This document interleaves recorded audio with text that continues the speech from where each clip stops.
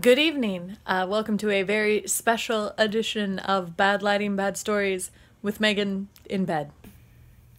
Once upon a time, when I was 10 years old, my mother and I were going to New York for my birthday. And you know, sometimes when people ask you, like, oh, you're going to blah, blah, blah, can you get me blah, blah, blah? And you're like, I guess? Weird family member who's asking me for some obscure thing from place I'm going to. Well, my grandmother did that. She was like, oh, if you're going to New York and you go to Chinatown, can you get me one of those knockoff handbags? And my mom and I were like, And she was like, they're all over the place, but I've seen some really nice brand that she wanted knockoffs that my friends got when they were in Chinatown. And my mom was like, I'll look, I guess. We were probably going to go to Chinatown to get food anyway at some point, so, like, sure. So, we're on this mission in Chinatown. And we go into this store, and we're looking through bags. And my mom finds a couple of whatever the brand was. I'll call it, like, Burberry or something, for the sake of the story. So she walks up to the lady at the front of the store, and she's like, do you have any Burberry bags? And the woman's like, you cop?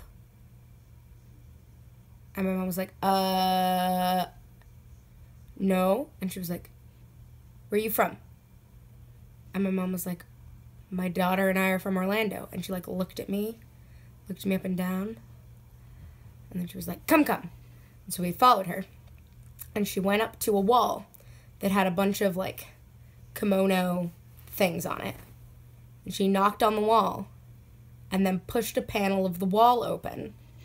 And we walked into the room, and in there were hundreds of handbags that were, like, exact knockoffs. Like, some of the other stuff in the stores had, like, been the bag design, but without the logo, or had been the logo on a design that, like, that bag had never done. But back in this back room was, like, the good stuff. And so my mom's just like, is this real? And, like, started looking around the room, and she was like, how much are these bags? And the woman was like, they're all 20.